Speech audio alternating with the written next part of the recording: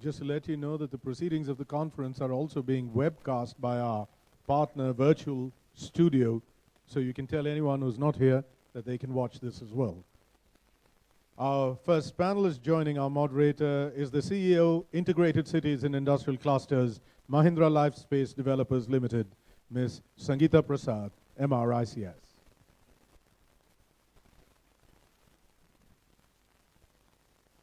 The next member of our panel is the Managing Director, Sade Homes, Mr. Vineet Relia.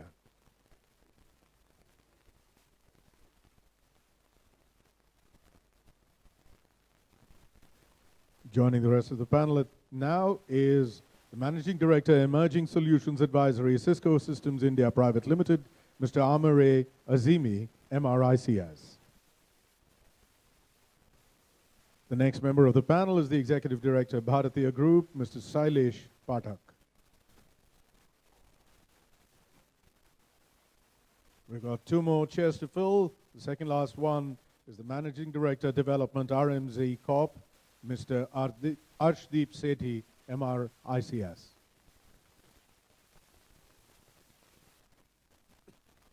And the final member of the panel is Director, School of Infrastructure, Research and Institutional Consultancy, RICS School of Built Environment, Amity University, Professor DTV Raghu Ramaswamy. I now hand the floor over to our moderator, who will take us through the next 35 to 40 minutes.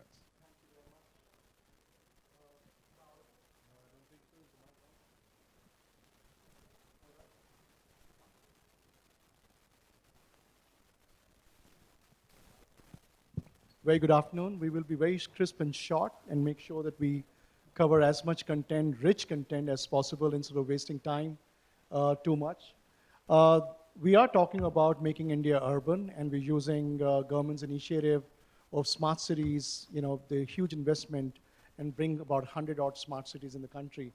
Yes, it's a big target, it's a big goal, but I see certain patterns in the government's policies and initiatives which does give a signal that there is a possibility. We may not achieve 100, we may achieve some numbers. And that was the reason when I saw so many technology companies, consulting firms, architectural firms actually came together and made presentations to the government. So the government actually took some time, by the way, from the time of announcing, and they kind of demystified their vision about the smart cities. And some of that has started to come in as a benefit to all of us. And I think we can clearly see that. And we will use this panel discussion to kind of unfold that aspect. So very quickly, to make sure that our panelists are kind of, got their thoughts structured or what they think of their interpretation of smart cities, I'm going to ask Sangeeta, then I'm going to ask Mr. Pathak about it, and quickly jump into some very specific questions about the smart cities. So Sangeeta, very quickly, if you can summarize. Okay, I think before we get into the conundrum of smart cities, I would like to share my perspective on what I see as a smart city. A smart city is about being sustainable. It's about being economically, environmentally, and socially sustainable for its citizens, for the stakeholders who develop it, for the financiers who invest in it. Otherwise, smartness without sustainability will land in a thud. Thank you. Shirish? I was at Vigyan Bhavan when Prime Minister Modi spoke about smart cities, and he said, "ये smart city क्या है? इसमें ज़्यादा दिमाग खपाने की ज़रूरत नहीं है." My interpretation is very simple. This is a smartphone that I borrowed from Amir. It's a smartphone because it's easy to use, and because I don't care whether it's iOS or Android. It's good for me. It works for me. So if the city that you're living in, thank you. If the city that you're living in gives you 24/7 water, power, safety for your children and family, and good employment, good lifestyle, that's a smart city. Thank you. Thank you, Suresh. I'm going to move to Raghu. This is clearly about government's initiative. Government has to play a very large role. And I did see government take some bold steps which I think escape the attention of public at large. In the last budget, government came out with a very smart idea, and that smart idea was that how to increase allocations, a larger part of collection and revenue to the state government so they can actually spend money. Most state governments and municipal corporations across the country are actually bankrupt. They don't have the money. The only way they can increase the revenue is by increasing property taxes, increasing revenue from various other streams, and hurt the industry overall. The central government in the last budget actually made a provision of higher allocation. So the governments no longer can complain that they don't have the money and they don't have the allocations, the grants and the shares of taxations to them. And you must have recently heard in the Bihar election, which one can argue is a very diplomatically, very timely for Mr. Modi to announce a very large share of allocation to the state. But I do see, irrespective whether it was for political gain or whatnot, but the government seems to be putting more bucks in the pockets of the state. So if the government is putting more bucks in the pocket of the state, some public-private initiatives can be done at the state level, because after all, India is a federation of state. So Raghu, from your point of view, we have discussed public-private partnerships at the airport authority level and many other state levels. Do you think would that something which will work? And what is the role from the government point of view? Public-private partnerships, Sanjay, have a very diplomatically put mixed answers in the country. What has happened? Now, Sailesh is laughing at me. I'll make it a little more negative, but yeah. It's a system which has not really took off in India in a true sense. The reason is very simple. What government wants and what private wants are two ends of the same spectrum. We have been hearing in the past panel, and I'm sure Sangeeta will talk like that, is cash is king. That's what most developers and the private sector will see. Financial returns, that's what private sector will want. But government per se doesn't look at financial returns, they look at economic returns. And that doesn't match. That's a good point. That, when it doesn't match, how do you go about ensuring that things come into place? That's why the system is not really took off the way it should have done. And just to interrupt very clearly to support that argument, each state government across the country has State Industrial Development Corporation, and that body actually houses manufacturing sites, and they provide land on subsidies. They have industrial policy with incentives. They do effluent treatment plan before you set up those plants. They have the capability of doing that. Why can't they do this? Why can't they just build a city around it? Simply because you don't have the money to start with. Yeah, sorry. Go ahead. As a practitioner, no, I think I will disagree with you there. I All right, agree with we you have on the the cash conversation is interesting already. I agree with you on cash is king, but there are other queens also in the marketplace. So I'll just share with you, being a private practitioner, I belong to the group of Mahindras, and we have built 2 cities, one in Chennai and the other in Jaipur, and more in the making. And lo and behold, both are public-private partnerships. Of course, what we don't expect the government to do is have a large shareholding. The monetary involvement will not be as much as we would like to have. But the government in both these public-private partnerships have invested not just money, but their resources to facilitate a common vision of developing a city. I'm sure some of you in the audience would know that the Chennai project has developed very well. It is in its 12th year, and the government loves the small dividends we give it to them. But they also love the economic return, which is the investments these cities are bringing in, the job creation the cities are bringing in, and the exports both these cities have been bringing into the respective states. So yes, if we can optimally combine the financial and economic return, have a common vision which is not based on opportunistic short-term objectives. When we as private developers delve into a business which has a purpose, which has not only a long-term but also a short-term, but primarily a long-term, the government does invest. It does facilitate. I've seen the secretaries of the government actually telling, yes, if your world city is better, I would rather have a premium brand investing in your, because that's pride for the state. Thank you, Sangeeta, for abundantly amplified. Raghu? Let me just finish. Yeah. Yes. You're correct. I mean, to a large extent, that's why it functions. But if you see, cities have been built by the municipalities and the like of the government who are there at the ground level. Now, while you talk about money coming down from center to state, the next tier is not very clear. The 14th Finance Commission, whatever they spoke of transferring to the states is fine, but are they transferring to the cities is a iffy question. No one knows the answer as it. Now, I'll just quickly say the smart cities as a concept per se, when you're trying to build something, it's not a You're not going to find a PPP in a smart city. It's like no one is going to come saying that I'm going to give you a city and then do a PPP. We are going to have a lot of multiple sub-products. You have to define a product. Now, Amir will talk about technology, we will talk about real estate, someone will talk about land, someone will talk about roads, and so we are going to find sub-products. And sub-products are what will probably work out in a smart manner than different things. So if those elements come together, then there's a chance of getting these cities done. Sure. Next question to Amir. If you can, talk about eventually all the stakeholders have to get involved, and this includes very large part is the public at large.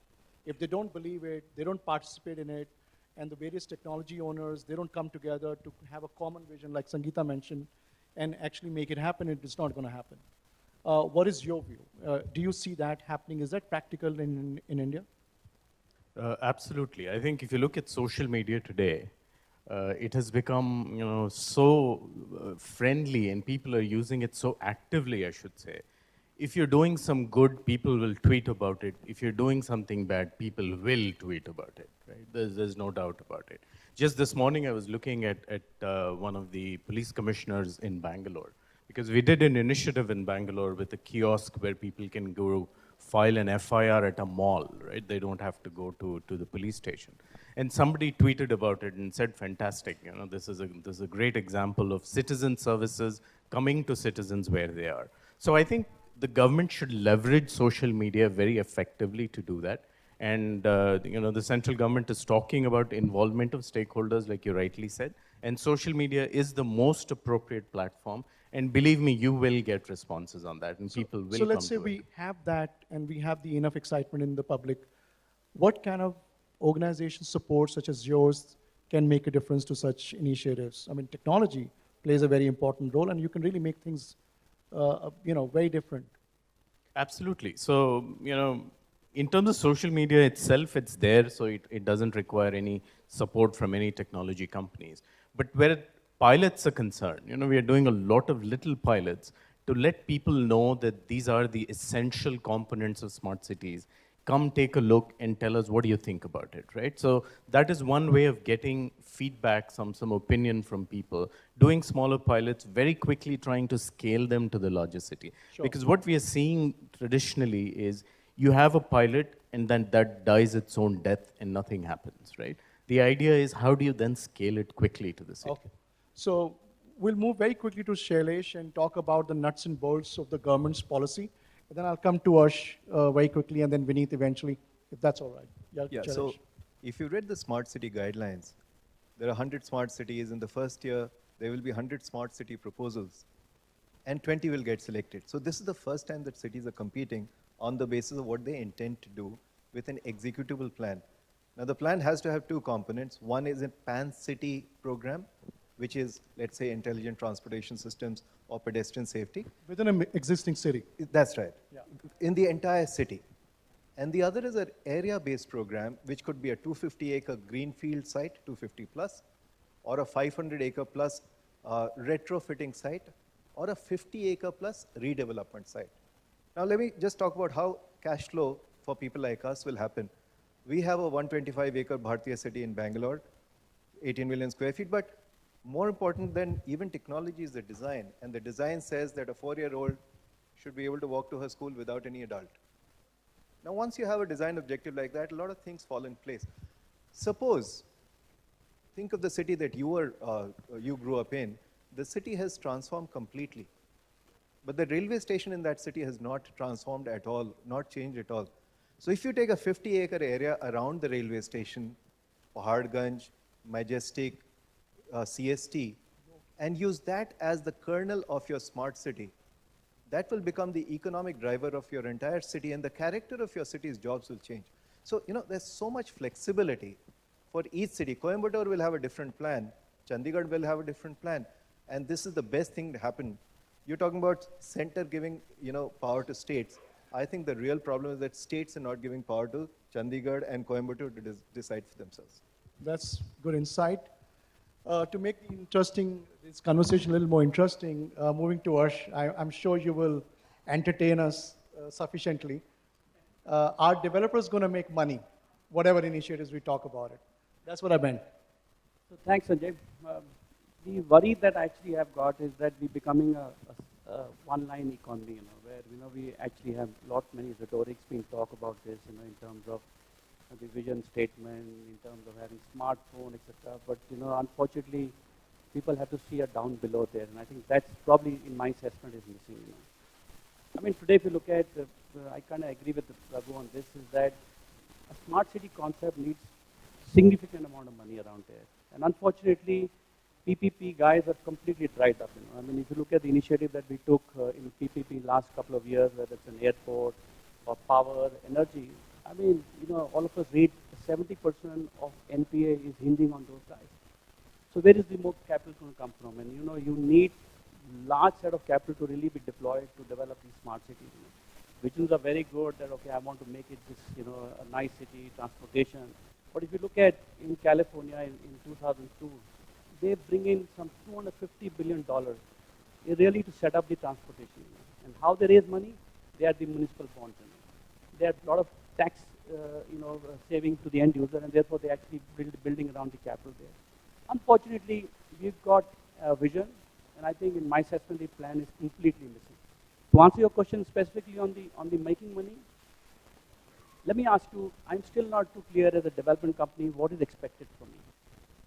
The only thing that is expected from me is that we will do a development, a retrofit, or a greenfield.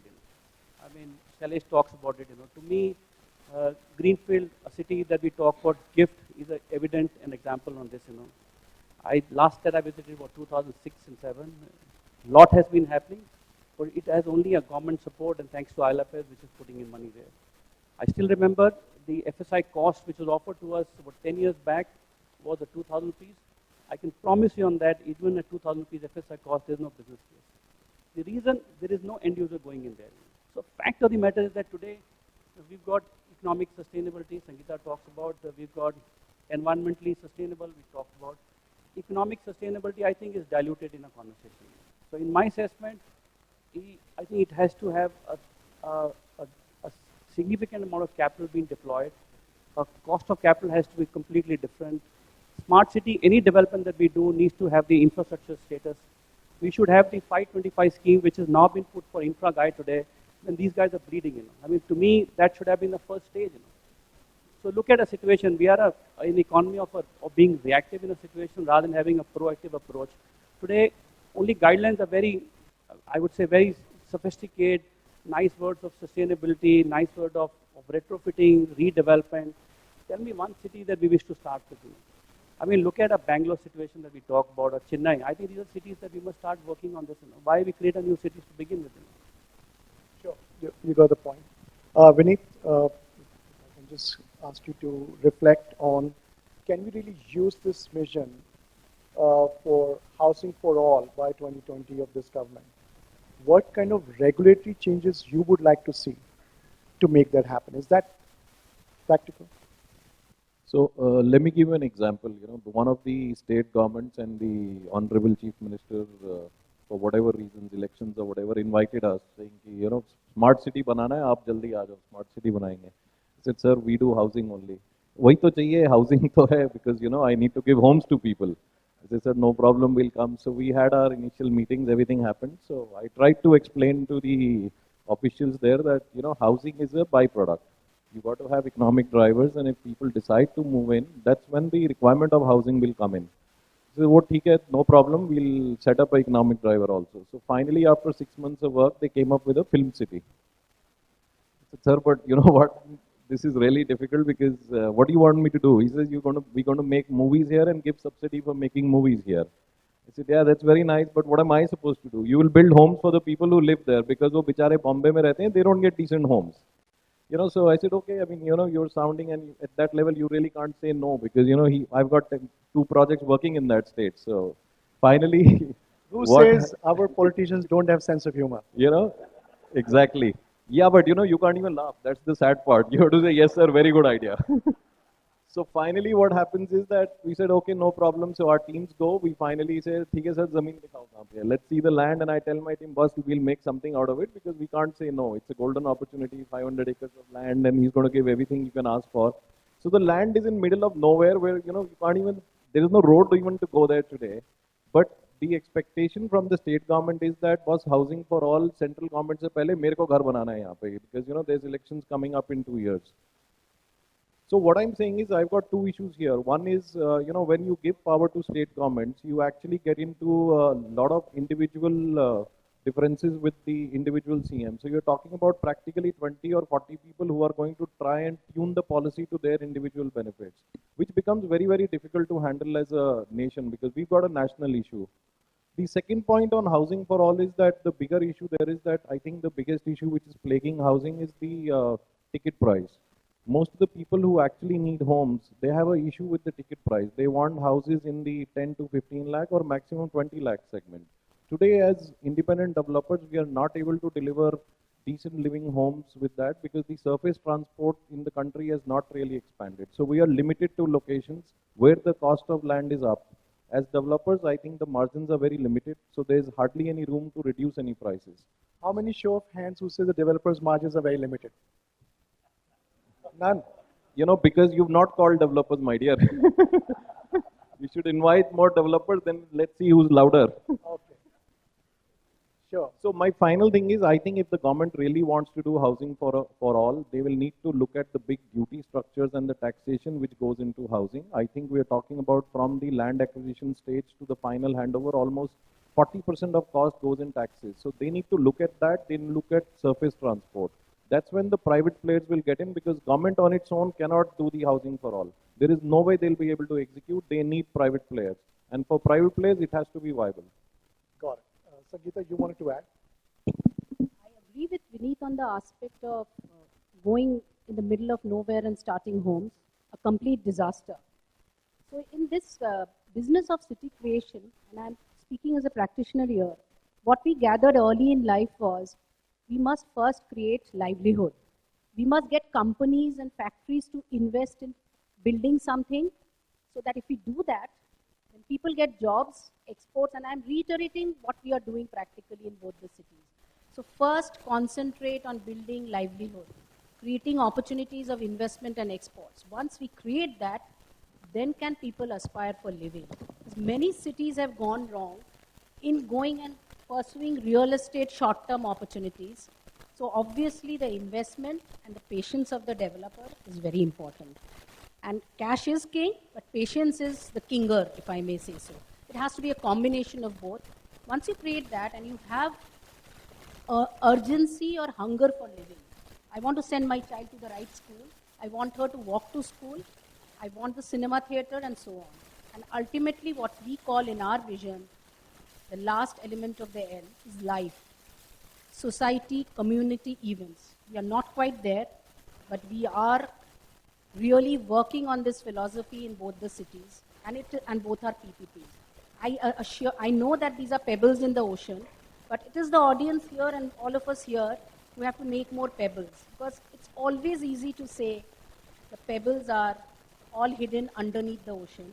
But sometimes we all have to have that sense of optimism. The government is coming up with schemes. We have to go and meet.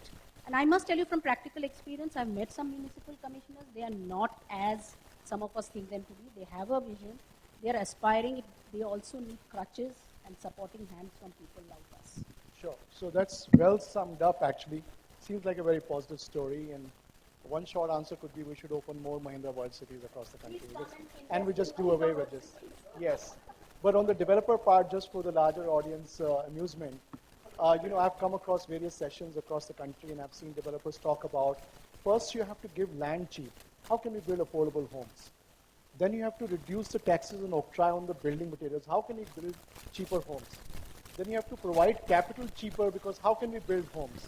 Then you have to actually give them some incentive to buy our apartments at a cheaper EMIs. Please give them, so otherwise how can we build homes? And then towards the end, they say, why don't you make it more affordable for everybody?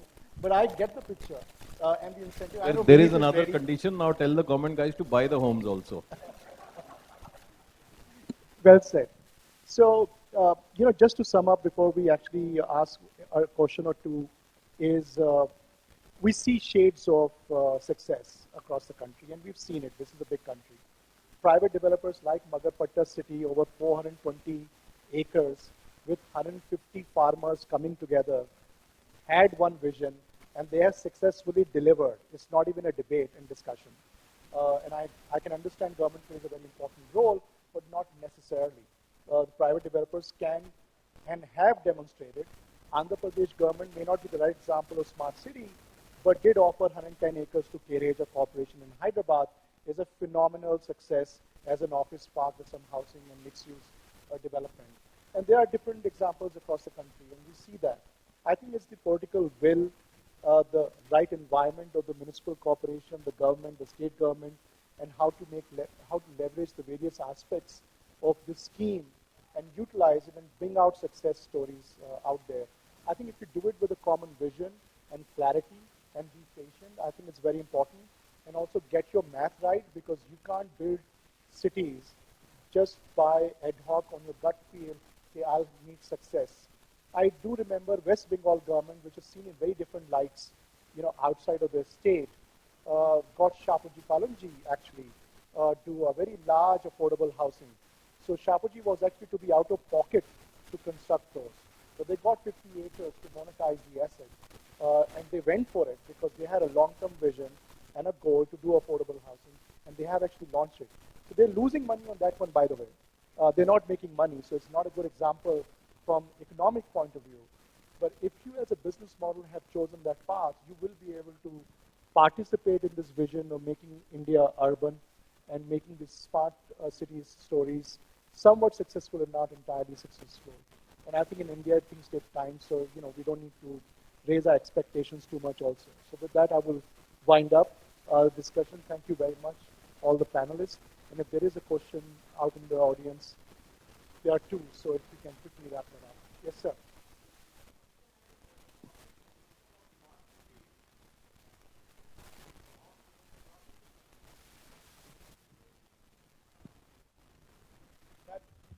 I fully agree with, now since the mic has come, let me repeat, that the government proposal of making 100 smart cities, does it not amount to putting the cart before the horse? You make a city, there is no school, there is no livelihood. Way back, Fisher, who wrote the theory of big push in economics, he said, develop places industrially, industries you develop, houses will automatically come up. Take example of Bhiwadi, Nimrana. Honda plant went there, 10,000 houses have come there, affordable. So why are we so, biased that we have to give a house? Where will he eat from? Where will his children go to school? From where will he earn his livelihood? Seems like you answered your question yourself. Yeah, I have. Thank you. That's well said. So over to you. It will be nice if we start addressing how will we manage these smart cities.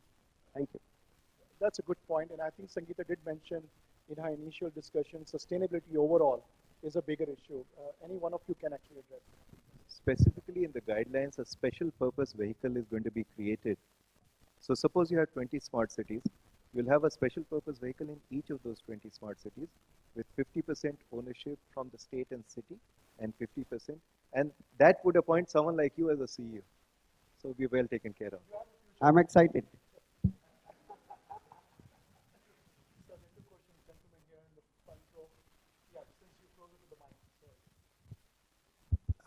Sanjay, this is just a remark, just a build-up on what my friend Amir talked of in terms of technology for smart cities.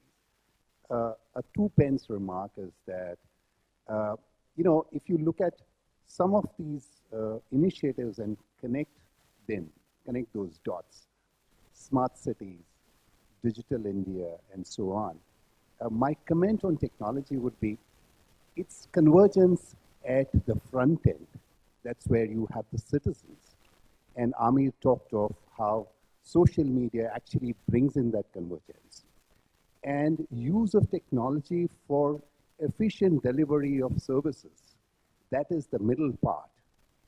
And earlier somebody mentioned about governance. Governance is a complex issue. If you pick up one subject, there are 10 departments that are involved at different level, at the center, at the state, at the local body level. So how do you bring in convergence at the back end? Convergence technology movement, it sort of makes information transparent. It is a very powerful tool to connect silos back end. So that, I believe, is a great lever to sort of use for smart cities. So there are many initiatives which can actually be connected in the Indian context. And I think we are in a hopeful state of being as of now. That's my remark. Thank you, Hari, for bringing this interesting insight. Sir, this gentleman was waiting. Okay, fine. My name is S.K. Dhawan. I was former chief engineer CPOD, and now I'm a research scholar doing structures in IIT. See, I've been living in Delhi for the last 50 years. Delhi, more congestion. When we see the traffic, vehicles cannot move, which can result in pollution. So we're not able to hear you Then correctly. people, more and more people are living in slums.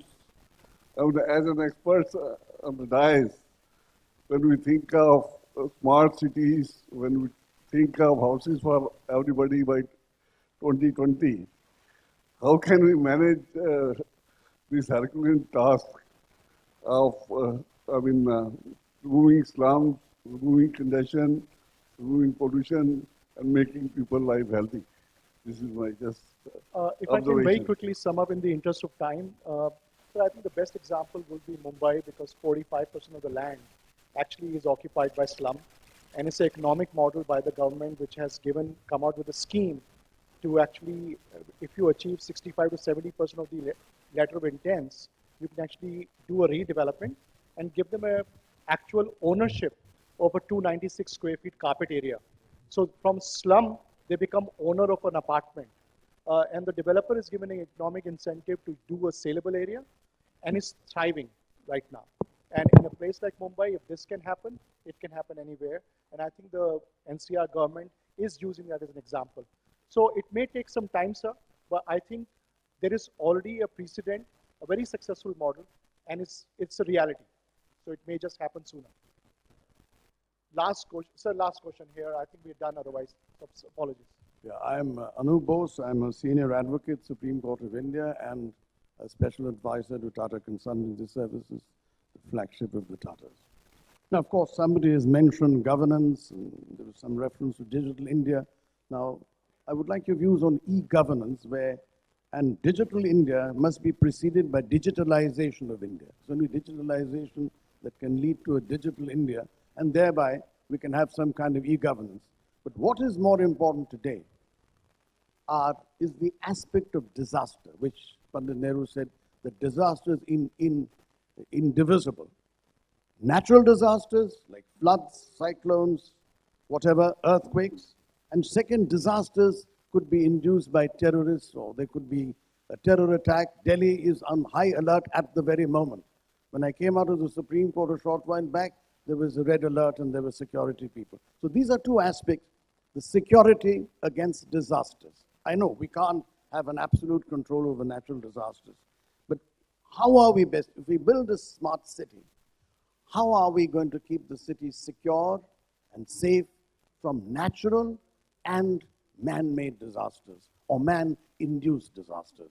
Thank you. A simple answer would be that the government needs to figure out not to have a half-hearted approach to diplomatic policies, because they seems to have policies, but they don't go out fully, and therefore they're confused how to tackle terrorism, how to tackle diplomatic ties.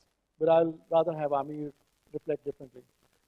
Just one comment. The joke going around in technology circles is that when you want to really address a security or a disaster, potential disaster situation, we should ask President Obama to come to Delhi, because he brings along some 50,000 cameras with him, right? So, that'll solve the problem. So the idea is that this whole safe cities campaign that is there in India today, if you look at Navi Mumbai, the way they are doing that is clearly one way of addressing the problem, right? And you're also involved with TCS, you know this very well. In terms of natural disasters also, there's a lot of work being done today on how to sense some of those disasters happening at an early stage and alert the right people so that they can take some mechanism. So technology, I think, is playing its part there. It's a matter of how do you, implement that across various cities today. Thank you very much to the audience for participating and the panelists once again. We're good. Thank you. Thank you very much, gentlemen, and Ms. Prasad. Requesting you all to please remain on stage. May I call upon Mr. Tompkins once again to please come up and do the honors of presenting a little memento, a little takeaway to all our panelists. Beginning with Mr. Ashdeep Sethi.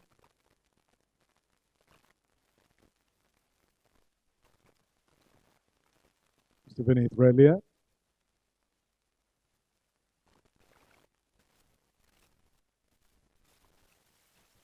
Ms. Sangeeta Prasad.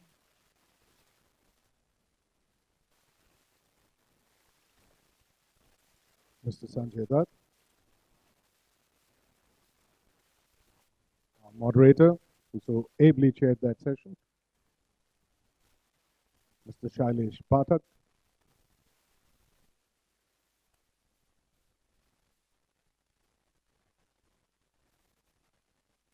Mr. Amir Azimi. And finally, Mr. Raghu Ramaswamy.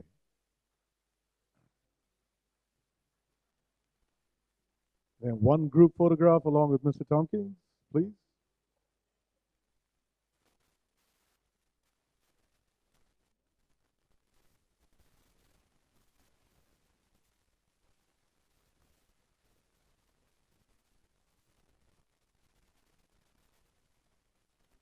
Thank you very much, gentlemen, ma'am.